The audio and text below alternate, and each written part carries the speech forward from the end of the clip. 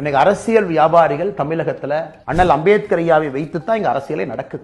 இதை வைத்து தான் பிளவுவாத அரசியல் இங்கே நடத்தி கொண்டிருக்கின்றார். காலையில பாத்தீங்கன்னா ஒரு தலைவர் ட்விட்டர்ல போட்டிருப்பாரு, நான் ஏன் ஒரு நிகழ்ச்சிக்கு போகல, இன்னொரு தலைவர் நான் ஏன் நிகழ்ச்சிக்கு போறேன். தமிழக அரசியல் எப்பொழுதும் அண்ணல் அம்பேத்கர் ஐயாவை சுத்தி தான் இருக்கு.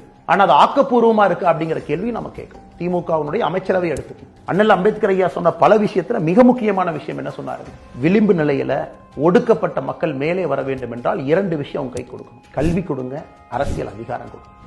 இன்னைக்கு ஒரு முன்னேறிய மாநிலமாக இருக்கக்கூடிய தமிழகத்துல உண்மையாலுமே பட்டியலின சகோதர சகோதரிகள், பழங்குடியின சகோதர சகோதரிகளுக்கு அரசியல் அதிகாரம் கொடுத்திருக்கமா நீங்க யோசிச்சு பாருங்க. நெஞ்ச தொட்டு யோசிச்சு பாருங்க. இல்லை, ஏன் தமிழ்நாட்டினுடைய அமைச்சரவை பட்டியல் எடுத்து பாருங்க. 35 அமைச்சர்கள். பட்டியலின சகோதர சகோதரிகள் எங்க இருக்காங்கன்னு பாருங்க. கடைசியில் இருப்பாங்க. வாரண்ட் ஆஃப் பிரசிடென்ஸ் கடைசியில் இருப்பாங்க. நம்பரே சொல்றேன் பாருங்க. 35 பட்டியலின சகோதரி ஒருத்தவங்க இருக்காங்க. அவங்க தான் கடைசி அமைச்சரவையில். 34 பட்டியலின சகோதரர் இருக்கிறாங்க. 32 பட்டியலின சகோதர சகோதரி இருக்கிறாங்க. 3 பேர் இருந்தாங்க திமுக ஆட்சிக்கு வந்த பிறகு. எல்லாம் பேசி பேசி சண்டை போட்டு இப்ப 35ல 4 ஆயிருக்கிறது. 4 எப்படிங்க அரசியல் அதிகாரம் கொடுக்காம எப்படி அந்த சமுதாயம் மேலே வரும்? மாண்புமிகு பாரத பிரதமர் நரேந்திர மோடி அவருடைய கேபினெட் பாருங்க. 71 அமைச்சர்கள். 27 பேர் பிற்படுத்தப்பட்ட சமுதாயம் ஓபிசியில இருந்து இருக்கிறாங்க. 10 பேர் பட்டியலின சமுதாயத்தில இருந்து இருக்கிறாங்க. 5 பேர் பழங்குடியின சமுதாயத்தில இருந்து இருக்கிறாங்க.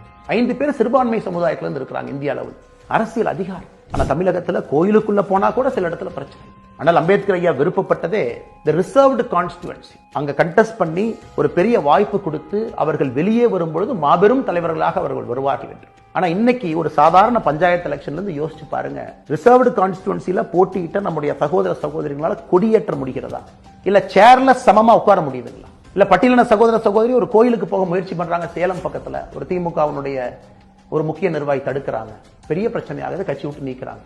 சைலண்டா 4 மாசம் கழிச்சு அதே ஆள அதே கட்சியில சேர்த்து அதே போஸ்ட கொடுக்குறாங்க. ஆனா கேட்டா அண்ணல் அம்பேத்கர் ஐயா என்று வாழ்க்கையிலேயே தமிழகத்துல பேசுறாங்க.